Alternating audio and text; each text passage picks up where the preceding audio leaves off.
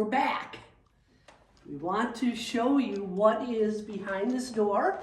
David P. Abbott called it his laboratory. I'll bring it in.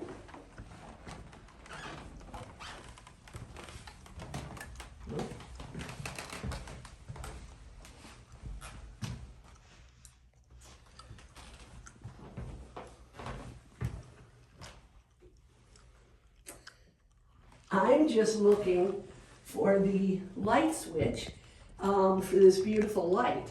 There it is. All right, thanks, Dave. Okay, this is what we are going to name the Omaha Room. It is a tribute to our Omaha magicians, who I'm sure really wanted to own this house, but they didn't live to see this day. So let's start with some of these beautiful sconces. These we think were oil in 1913, 1914. These are all original, the hardware. There is another one over here, and this is a walk-in closet. We're using it for other things right now, but it, again, with the Craftsman style, has all sorts of built-ins, and Fanny, David's wife, could have easily been in there, lots of room, with their, I think they called it a dictaphone. At any rate, she could hear what's going on for the illusions and the magic in the parlor. So we think maybe that was utilized for something more than just a closet. Take you over here. Dave, help me out here. I know Teller and Walter Graham, but, and of course Abbott, but take us through this. I'm getting some reflection, so let me turn some of these sconces off. There we go. Is that better? Great. That should take care of us. So yes, you have, obviously, you have Teller and Walter Graham in the middle, rightfully so. Walter Graham having found the manuscript that Patrice has talked about and procured that from the Schratts, who then Teller procured from Walter Graham. Up here you have Denny Rourke and his wife Ann.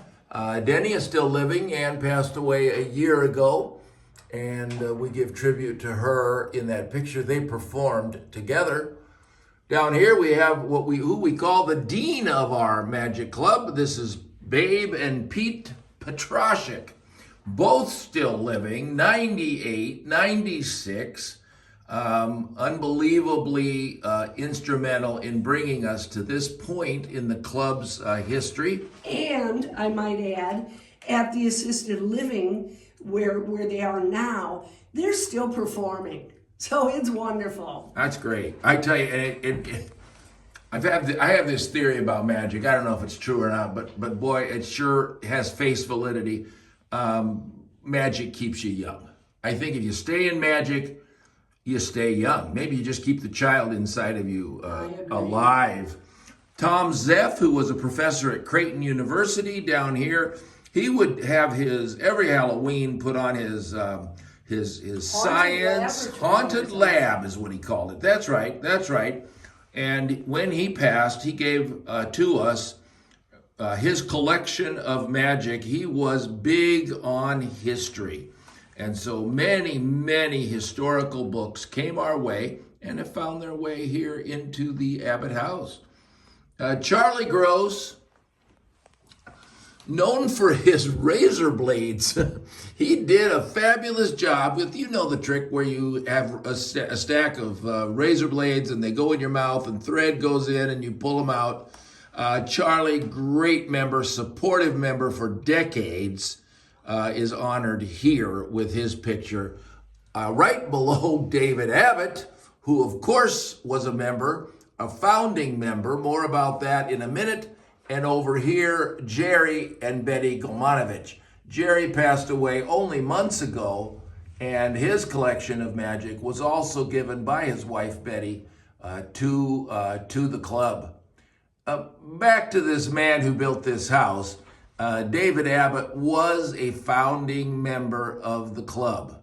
And you can see not all the frames have been filled yet. We're holding a place for something very special, we think. Do you have it? This is actually our charter, original charter. We were assembly, and we are assembly number 7. That means that we were the 7th Magic Club in the United States.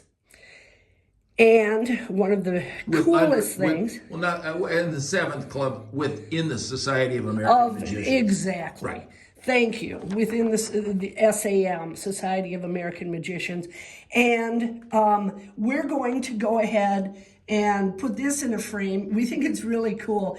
The president of the society at that time was Houdini. So he signed our charter in 1921. So this is something that we really cherish, and we're going to frame this definitely.